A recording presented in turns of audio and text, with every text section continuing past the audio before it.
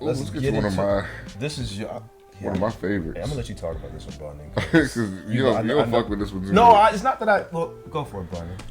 Go for it. This one is Danger. So this is Michael Jackson's first time being the successful artist that he is, stepping outside of him and Quincy Jones's musical marriage. Start with Jam. Jam is one of my favorite Michael songs. I know a lot of people don't care for it that much, but I think my connection with this album is more so that this is the first Michael Jackson album that I can remember being released in my lifetime. Right. So it's Early like 90s. that. Early 90s, yeah. This was like my era. So Jam, I remember that video with Chris Cross and Heavy D. Michael Jordan, like just dancing around like this abandoned gym. And I saw myself in that video. Michael Jackson did such a great job with representing black people in his videos. And I just remember wanting to be one of those kids dancing around him, or like wanting to be in Chris Cross, like just dancing and singing with the song. So Jam just, even if I don't watch the video, I can still envision it when I listen to it. So that's one of my favorite tracks on the album, and I think it's a great album opener too. And while you're there, that is a great way to start a concert too. Because, I mean, the Dangerous Tour. The Dangerous Tour is the reason, probably the main reason why I love music so much in general. I watched that show so much as a child, and Jam is the song that he opened up with. So once again, even though I don't appreciate it as much on the album, just listening to it by itself, I love watching him perform it. It was always phenomenal seeing him perform that song. What's next, Brandon? Why you want to trip on me? Why you want to trip on me? That's such a. Why you want to trip? Why you want to trip on me, yo? No, say it in his voice. Why you want to trip on me? Why? No, but you know what? Again, it's, you listen to those lyrics. Michael Jackson was speaking on some real shit. He said, "You got all this shit going on in the world, and you worried about me, nigga. Like, you got, world hunger. You got all these diseases. You got illiteracy. All this just horrible things happening in the world, and you're worried about me sleeping in a fucking oxygen tank. Like, what? Why you want to trip on me?" So I think. You reiterate the question again. Why you want to trip on him? Why you want to trip on him? Like, it's ridiculous. Like, he made points. Michael Jackson, and back then, like, people try to act like, it was such a big deal to talk about him. But if you really think about the things that he wanted to talk about, those issues were a lot bigger than him. So I think that was a dope track. And then number 3 is In the Closet. You have the epic video with Naomi Campbell. That's the video right there. That's when he gave you all those looks. They're just like posing the whole video. Yeah, right? It was just a fashion shoot. It felt like. Yeah, he had this little ponytail. They're in the middle of like fucking, I don't know, probably somewhere in California or some shit, but it looked like some abandoned ass church or some shit. It was just a dope ass video. It was just a fashion video with not that much fashion, to be honest, but it was just the way they I don't know. Their chemistry was really dope. It's crazy. Michael always did get like the best people for his videos because he had Naomi Campbell in that one. Well, we're gonna get to this next. Oh, go ahead. Go ahead. Yeah, go ahead. What's the song, bro? Next one is She Drives Me Wild. That one is cool too. That's just this album has a lot of New Jack Swing. It's Teddy Riley. Teddy Riley produced a lot of this album, so. And so it has a lot of that guy feel to it. Keith Sweat. It gives you a lot of that. She Drives Me Wild. It's a cool R&B New Jack Swing song. Nothing too special. Is this the first time you think Michael kind of conformed to the times with this album? Because this was in that era. This was like more of a conformance album, for right? sure. Yeah. But also I think he conformed because he was chasing something. Do we talk about that? You can't go for it. I feel like go for it. Yeah, it's fine. Go ahead. Yeah, I feel like this album was his attempt at Rhythm Nation. Because what? Okay, so I'm a huge Janet fan, but right here, go for it. Yeah. But a lot of people know, like, most people that are Michael fans and Janet fans, or just fans of music, can't even hear it too. This album was his attempt to kind of recreate the New Jack Swing sound that Janet and Jimmy Jam and Terry Lewis did. So even if you think about like Why You Want to Trip on Me, that was Janet was just talking about world hunger and all that shit, the state of the world and Rhythm Nation, and then he comes doing that too. So I think a lot of these sounds were kind of chasing that, but he still had his own style with it too. To give him credit too, so it's not to say he completely. He never plagiarized or Yeah, but he was inspired by it for inspired. sure. Yeah, he was absolutely inspired. Yeah, I can see that. Yeah, but so that's what I was saying as far as he conformed, because I felt like he was chasing a certain sound and sonically. But I'll go to Remember the Time. There we go. Let's stop. Yeah, let's stay there for a second. let's stay here for a second. Of course. This is the moment right here, bro. Mm-hmm. Do you remember when this video premiered? I do. Do you remember I remember how long it was. Yes. I remember it being John Singleton directed it. Oh, John Singleton. Oh, my mouth is watering just thinking about it. Wait, so let me, off the top of my head, so John Singleton directed it, featured Eddie Murphy, Magic Johnson, Iman. Oh, hold back up. I'm sorry. When am I done with that? No, Remember the Time.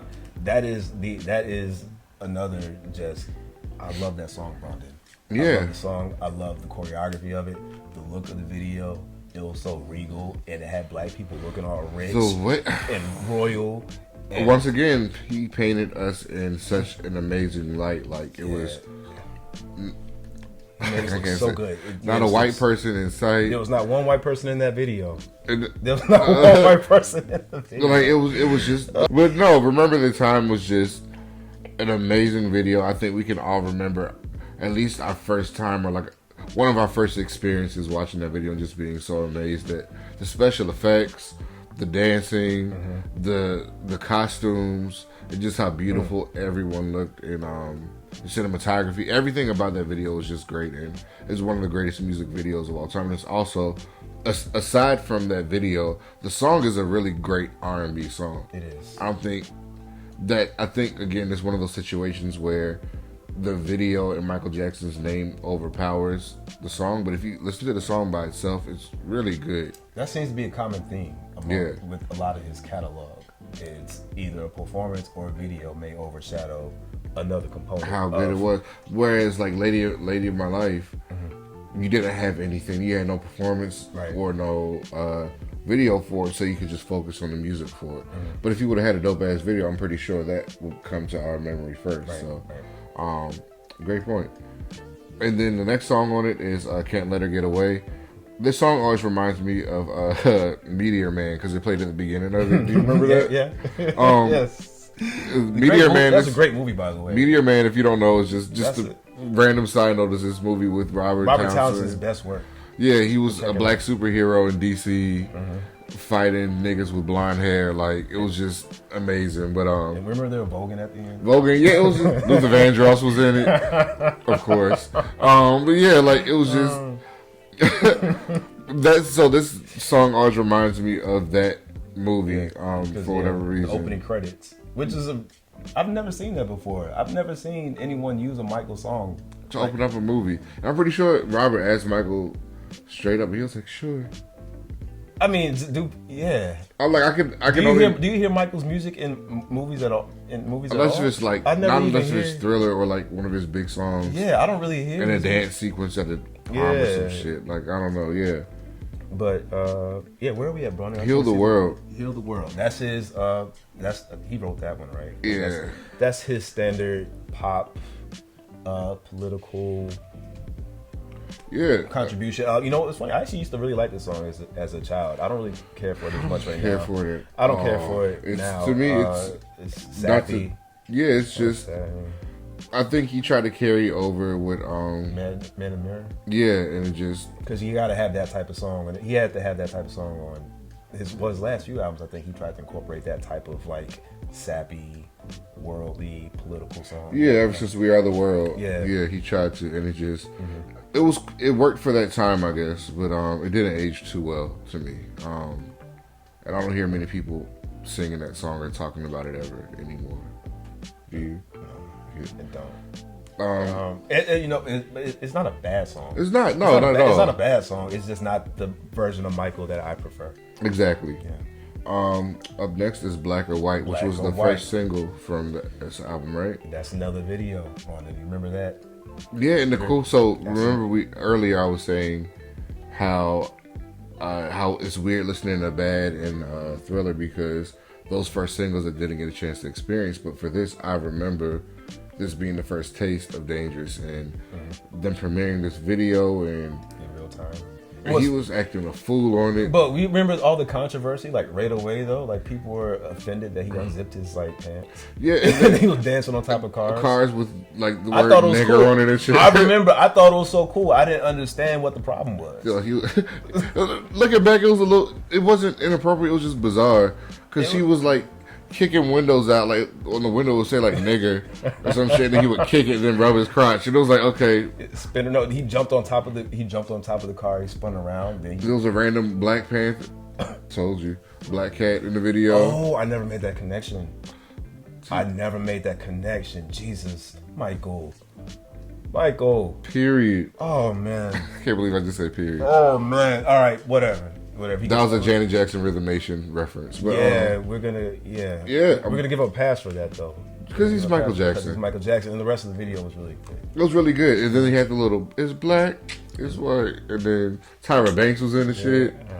But yeah, that was a dope video. I remember when that came out, and that was a cool first single too. He had Macaulay Culkin in it, rapping. He wasn't rapping, but lip singing, whatever the fuck. But Black or White, dope first single. First single we were actually able to experience. I was, at least as a kid. Same. Up next, you have Who Is It? This is probably my favorite track on the album. I think it's one of the first tracks that Michael Jackson produced by himself, and it kind of became like a signature sound for him moving on in his career. I feel like you hear a lot of songs that sound like Who Is It on his last two albums, but I just thought it was a really dope song. I think the background vocals were amazing. I think the production overall, I think it told a story. I know there's a video to it, but I always imagine my own video when I listen to the song. I can always see him going through the shit as he sings about it or whatever. So he was really able to paint a picture with this single. It was the first time we really heard him go kind of dark in music, which I really enjoyed, because I always love dark music and like alternative R&B and shit. I would say this was his kick at going into that realm. So up next, Give In To Me. I thought Give In To Me was your favorite on this album. That's another favorite of mine. Yeah, for sure. Because that's another rock song. He had Slash on it. I remember that video premiering on Oprah. I do remember that. He had a interview with that interview he had with Oprah. Yeah. He was beatboxing and she was dancing with it. At Neverland Ranch, right? Yeah, I remember that. Yeah, so Give In To Me is a dope rock song, and again, it just shows that Michael Jackson can become whoever he wants to be on a track. Oh, Brandon, I've been saying that. I've said a few times that this is my favorite track, but then I just saw what's coming up next, and I forgot. Ooh, I forgot. Up next we have this what black people call Free Willy. This right here, the Free Willy song. The Free Willy song. The Free Willy song. Will You Be There? Man, what a spiritual experience, man. Once again, he sounds incredible. I think what stood out to me a lot as a child, which is kind of weird because I normally wouldn't pay attention to this type of stuff, but the poem at the end, which I thought was... That poem ever since he died, it brings me to tears now. I don't think I could listen to it anymore. Really? Because the last time I heard it was at his funeral when Jennifer Hudson was screaming on the fucking song. Hold me, you're my friend. No, but we love Jennifer Hudson over here. So let's not say friend again.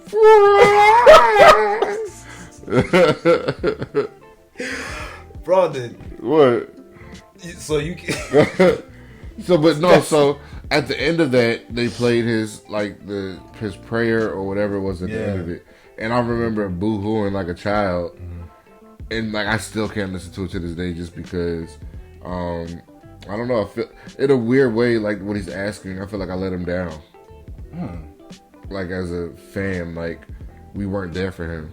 He was always there for us. He always gave us the music we needed. Well, he gave us all that shit. Well. I know it's not like I know it's nothing that I could have done personally, but I always like feel in a weird way like sad because he's not here anymore, and like I don't know if we could have stuck up for him more, like because the media, like just even from people were mean to him. People were horrible to Michael Jackson. Even me as a fan, I would join in on little jokes and shit. I still do them now to a certain extent. I'm fake as fuck. But like, no, they were cruel to him. I mean, they were so cruel that they.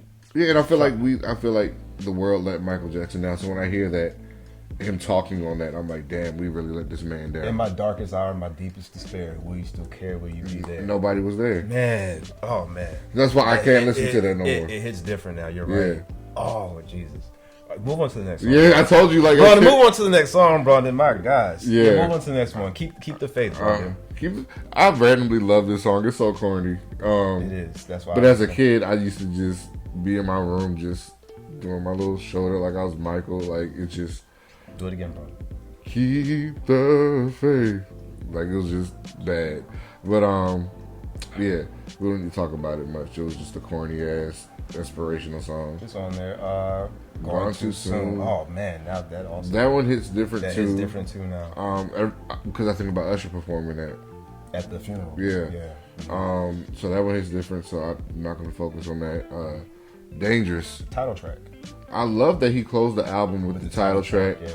And it was such a hard-hitting track. I love the monologue in it. Again, this didn't have a music video to it, but I felt like I could see what he was talking about. I always envisioned it as like a bad part 2. Like he was on a subway train, because it sounds like a subway at the beginning of it. Right. And he just broke out into this dope-ass routine that he does on stage for the performances that he does. But yeah, Dangerous was just a dope track. It's a great way to end the album. I love that it's the title track, but it's at the end. I think that's really smart and cool album sequencing, which people don't realize. It's a lost art to me these days. Album sequencing, absolutely. Yeah. Absolutely. Yeah, Brandon, you really love this album. Yeah, I do. You really love this album. Something else I want to ask you, Brandon. Have you ever looked at this cover and interpreted every single thing on here? Have you tried to figure this out? One day I'm going to get really high and look at it. Because I think I'll be able to interpret it. It's a lot. I don't know. It's so much detail. I feel like I've been trying my entire life to interpret like everything on here. That's crazy. It's got a fucking lantern there. I've never noticed it. I didn't either till now. I didn't. Michael in a boat. They had Michael out here in a canoe. Who's this butler nigga? I guess his butler. I don't know. You got his little curl. There's too much. In the comment section, if you are a Michael Jackson fan and you know what this means, because it's chaotic, explain. I like it because it's cool to look at. It's like a circus. It does. It is. It's like his life. Did we just make the connection? Maybe. Did we just make the connection? Welcome to my life is dangerous. Oh, Brandon, you know what? Animal. Look at all the animals. It's like, this is like, like families have like a shield. Is that what you would call it? The shield. What do you call it? The seal. The seal. Oh, okay. This is like Michael Jackson's seal. I get it. Chaotic as fuck. Yeah. There's a dog wearing a crown. That's the same dog from Leave Me Alone. Right. There's a dog wearing a crown. There's a bird wearing a crown. There's people in a bubble. Who came up with this shit? Michael probably came up with it. I like it. Yeah. Make it as gaudy as fuck. This is his style. Like, he did kind of have like a gaudy style. Very. Gold everywhere. Yeah, he did. But yeah, Dangerous is readily available. You should pick this up and grab it. Mm-hmm. Cool.